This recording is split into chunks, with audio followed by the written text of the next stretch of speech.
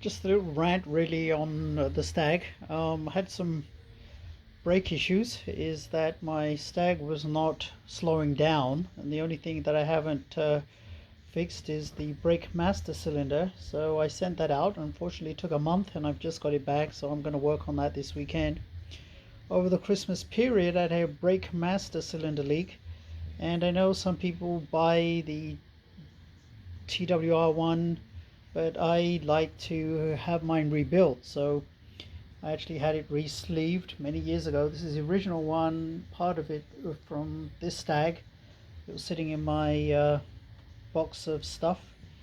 And by the way, there was something I have to let you know, is that I suffer from ADHD, and that means auto dismantling hoarding disease. That's what ADHD means. I just told my wife that I suffer from ADHD, and you can see that by all the stuff I have. You know, there's a gearbox over there, BW35, a spare console, an engine, a car sitting over there, hardtop over there, it's another gearbox over there.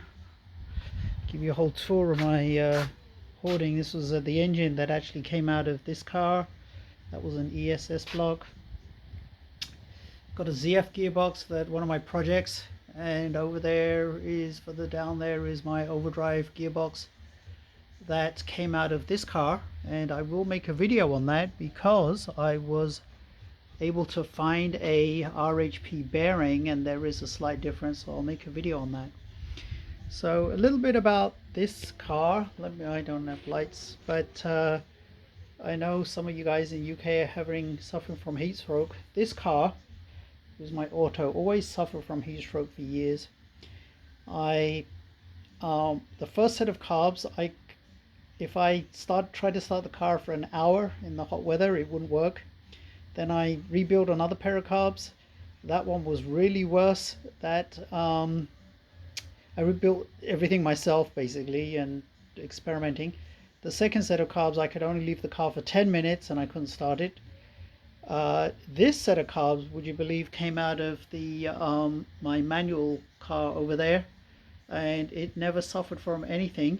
So I decided, while this was off the road, unfortunately it's been off the road for 2 years almost, I definitely plan to get it on the road this year.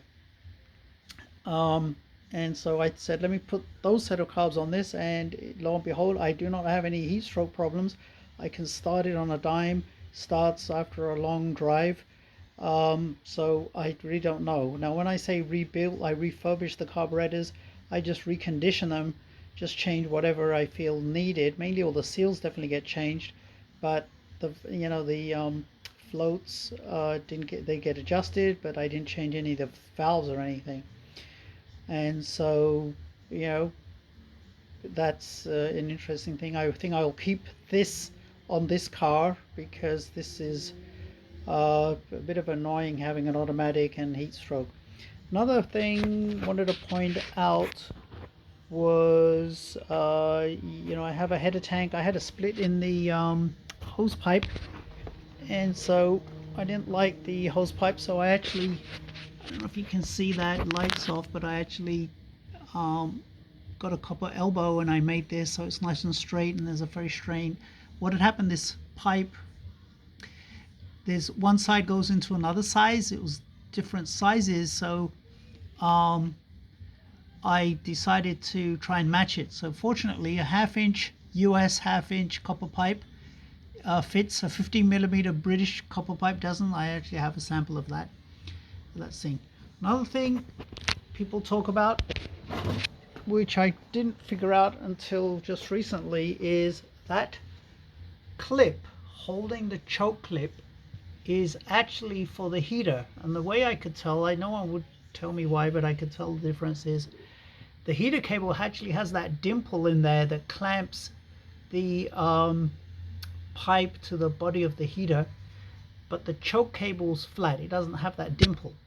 So I was able to get 2 of those I think I have a couple of those, but I couldn't figure out what the difference was. And the heater cables are green, the choke cables are black. They look more or less the same, but again, it's this little dimple that you see, and this is the incorrect one. So again, I'll be working on the brake master cylinder. Um, this is something on the left-hand drive Stags. The vacuum port is on the outside, but what people do, and I'm going to do it, is I'm going to switch it, turn it round 180 degrees, so the vacuum port for the manifold is this side, so I can have a shorter cable going to my car. This car was originally fitted with air conditioning. This is part of the air conditioning.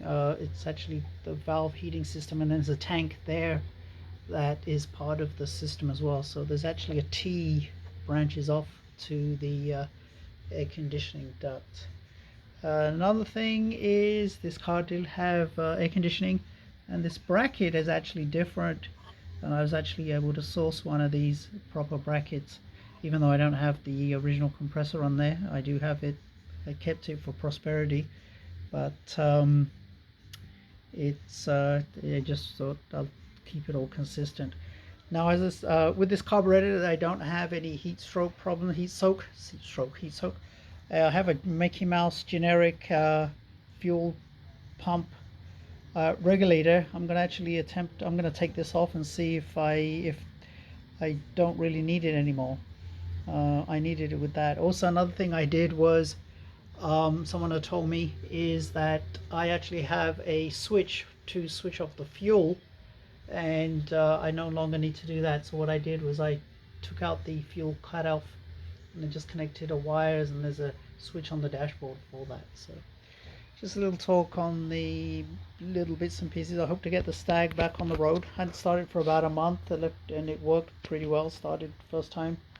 I disconnected the battery, and so hopefully this weekend I'll work on it. So again, sorry about the long-winded video, but I thought I'll give you an update what's going on. And yeah, I'll hopefully one of my next videos will be on the clutch, because I definitely found some interesting things about that. Well, chat with you later.